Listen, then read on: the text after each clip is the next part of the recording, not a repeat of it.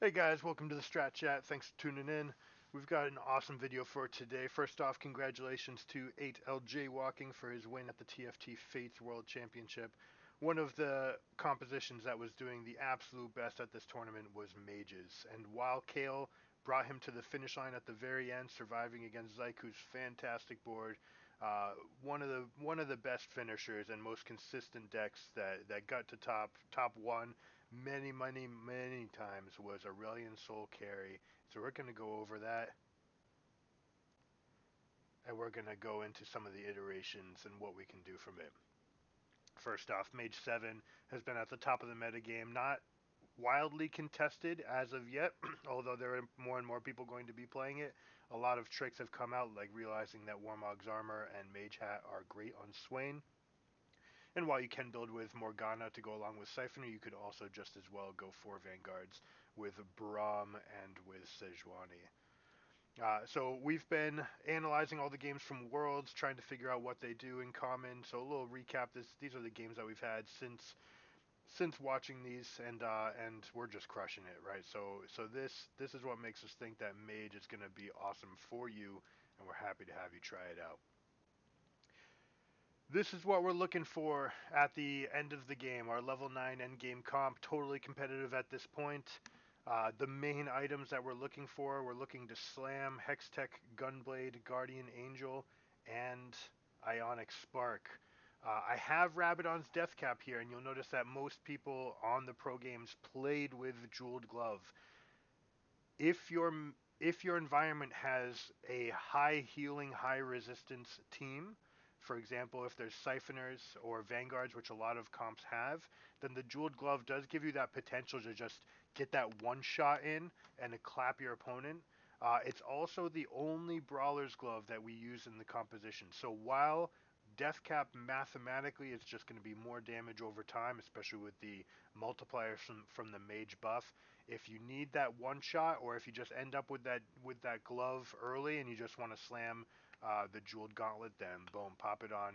It's totally fine to use it early. Apart from that, if you get a Brawler's Glove, the only real thing that we're going to be looking to build out of it is maybe Shroud on Annie and maybe Brawler's Glove or Thieves Gloves. So that's probably our least important item. So here we go. Here's the obvious start. If you get a Mage chosen, preferably Twisted Fate, not Brand, because you want Twisted Fate to slam items. You want to put Aurelion Soul's biggest items on him. You're looking to see 2 swords, 2 wands, or a chain vest. Those are your signals that this could definitely be the composition for you. But I'll show you later some alternate builds because you're really using every different type of item, and you can itemize different champions to have some success. If you do get the Mage Twisted Fate, then things will fall into place very easy. It's very easy by stage 5 to end up with 5 mages. You'll be very competitive. Your random other defensive item like a Megatron cloak could end up on Annie and you'd be just fine. Right now we put Maokai here simply because we might have started with a Maokai at level 2, right? It's at the beginning of stage 2. But as we get into the end of at the beginning of stage 3, you might end up with a composition like this. You'd be very happy. More often, you're going to have to go with a strategy like this. All right. The number one play would be to find Fortune Brawler. All right, and I built these two side by side to show if we got the high roll, right? Let's say we opened Vagar out of a bauble and we hit Fortune Tom Kench. The reason we're okay playing Vagar here, this composition is actually fairly weak, and you notice that I have Tom Kench in the back line. We just want Andy to get chewed up. We want Tom to come up. We're basically trying to maximize stacks on Vagar. This strategy is very greedy, but we'll show you what to do at stage 4-1 when you just get there. You're ready to transition and go hard and turn this into a win. If you get this, this is the number one way to go because you're going to turn a huge loss streak of about 8 games and turn it into a massive windfall for level 7. More often, though, we're going to end up with something like a Siphoner Nasus. You could also do Vanguard. I'll show you a couple other openers, but with a Siphoner Nasus, you just round it out. You get your Wukong and Garen 2 other units to fight around it. A very tanky item. The best part about this is you can go and start slamming these items that you found early. They're totally fine to just plop onto the Nasus. They're good on him already. He's a great item holder, just like Twisted Fate was in the slide before. All right. Now, if we get one of those team compositions, it could easily end up looking like this. All right, you could end up with 4 Divine, you could end up with Enlightened, you could end up with Siphoners, you could have a Vanguard, Wukong, or Garen. But this sort of composition would be absolutely fantastic to look at, even if you got, rather than Siphoner Nasus, you could get Vanguard Wukong. You could just be sitting on this sort of pile at level 5. You could add Aurelia at level 6, and you've got an exceptionally strong team. When you're building this team, you want to have the Siphoner in the front to heal up, give him the items, because you're going to want that extra health going into the late game. And this is a very budgeted build. You don't need to spend too much gold to make this happen. You can keep the Vlad at 1 star. You can keep the Jax at 1 star. Even though selling them only costs you 1 gold in the net, just the fact that you'd have them on the table for 6 gold rather than 2 means that you're less likely to hit your hops up and your interest breakpoints. Here's another option that could come up. If you got a Vanguard Garen, right? We could slam Diana, Teemo with Nidalee, Garen, Vi, right? A composition like this could be very easy. Or if you really got lucky, you could hit Katarina here. Right, and you can get the assassin for Diana. So you've got warlords, you've got assassins. Vi could be just fine as well, but this composition could easily carry you through. And the point is, we're going to start saving our gold now. Up until now, you want to be sort of what we call donkey rolling. Just, hey, I'm at 26 and I'm 4 points away from the next level. Is it better to hold on and wait? Well, it's fine to just drop down, level up. The reason being, because the only units that you're going to be using that are in your end game composition are Brand from level 1. And you only need 1. He's not an important unit for us at all. So it's much more important for us to start hitting the Nunu frontline or Shyvana frontline that we'll get into in a moment. Start hitting the Lulu and the Vhagar and the Annie especially. So we're going to start hitting, we're going to push forward for 4, push forward for 5. After that, pushing to 6 is good. It's a little bit more expensive. You can do it if you start falling behind, because pushing to 6, you can actually get a really good bevy of mages at level 6. It's your number 1 time to pick up Annie and Lulu, which are 2 champions that are totally fine to go golden on. You'll also be hitting your brawlers for frontline, which is part of the transition. Or you can start hitting, potentially setting up a Vhagar to carry you through the mid game. The most important stage though is 4-1. All right. If you're ahead and you want to wait, you can wait till 4-2. That's fine. But basically, stage 4 is your time to smash this composition. You're going to spend your money. Everything that you saved up is gonna go. Now, if you came back to this composition and you were win streaking at 94 experience or health, you could keep this unit and go all the way to 8. But many times, mages will fall behind a little bit early unless they get really good situations for these units. By the way, these are looking to 2 stars or chosen. They're not 3 stars. When you hit level 7, you are looking to sell the chosen that you've been using up until that point. Gone. Divine Nasus does not need to be there. You are going to roll down and make a great board. This is the best case scenario that can come out of your level 7 roll. I personally wouldn't want to go lower than 20 gold to make sure that I have enough money to start buoying myself up. Every time that you go lower than 20, and especially if you go down to 0, it's limiting your chances of getting back up, and it would only be for the most dire situations where you're at 1 HP essentially. But here we're looking at our slam items, all right, Gunblade and GA. Ionic Spark is potentially the most important all-around item. It's not the best for Aurelian Soul, but the fact that it gives that really nice 40% magic resistance debuff is a huge deal, because you're looking for this Annie to stay alive. You're looking to eventually maybe get this item onto Swain if you can. but you want someone that's creating that vortex where your magic essentially is being multiplied, right? And it's more than by 40% because reducing magic resist actually creates a surplus because of the way that the computation is done. It's like 1 compared to zero point 0.6 versus, which is a 66% increase in damage, versus 1 compared to 1.4, which is only a 40% increase in damage. So a very, very important item, and especially with people looking at Mystics, looking at Vanguards, and looking at Dragon's Claw and its ilk, this is a very, very important item for us to deal damage. The one priority item above all else, if you can get it, is Mage Hat. And this is probably the most important thing. If you can get Mage Hat, you're looking at a composition that almost definitely gets you first place. Because it unlocks Mage 7 without using a level 1 unit, it also unleashes probably the most broken synergy in the game, which is putting that Mage Hat on Swain.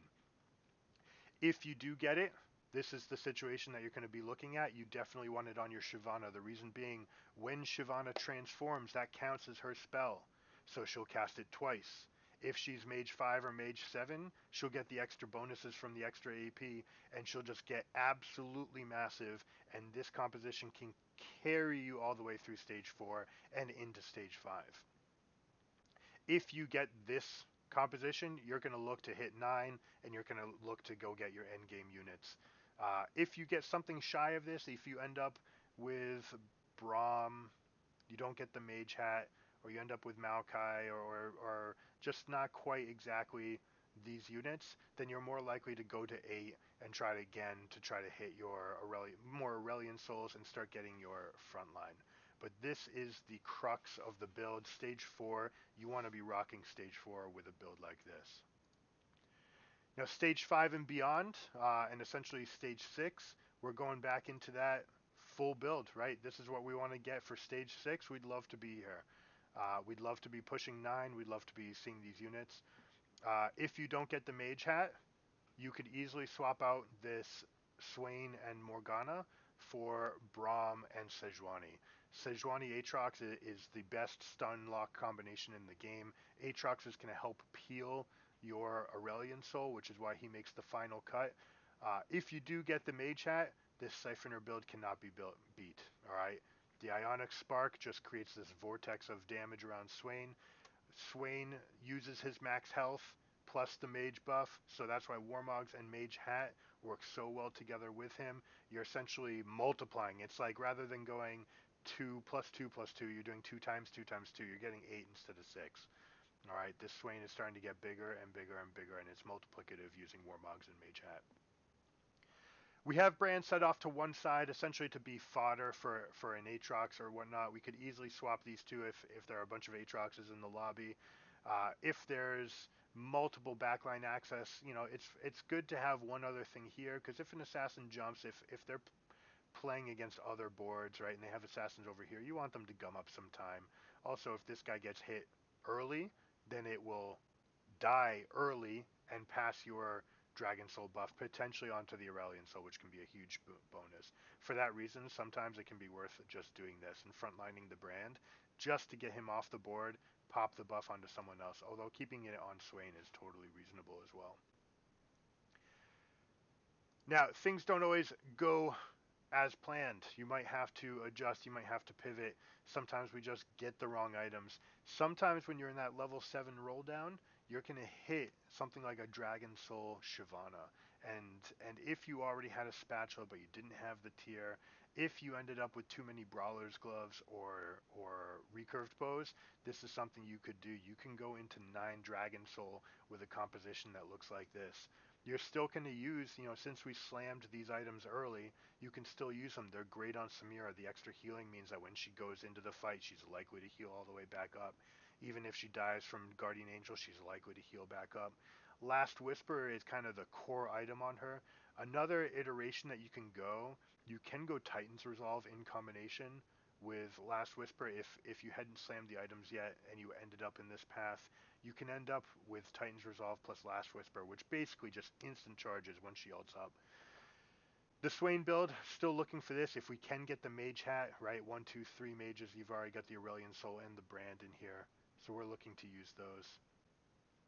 And the Ionic Spark is still going to give a lot of, it's going to give him resistance, it's going to give magic damage reduction for the random Dragon Soul sprays that are coming in, right? Dragon Soul, when you're hitting someone for 50% of their hit points, if you're reducing their magic resist, you're more likely to be able to two-shot someone and get them dead very quickly, especially if they have that extra magic resist.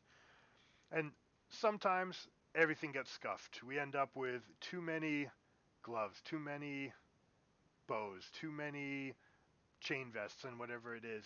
And while you could take those items and put something like Thieves' Gloves on Annie or Bramble Vest on Annie, you could easily end up with a sort of scuffed build that just didn't get there. Maybe there's other people in mages. There's people have already taken Nico, which is the other backup plan where you can take all your mage items and slap them on Nico.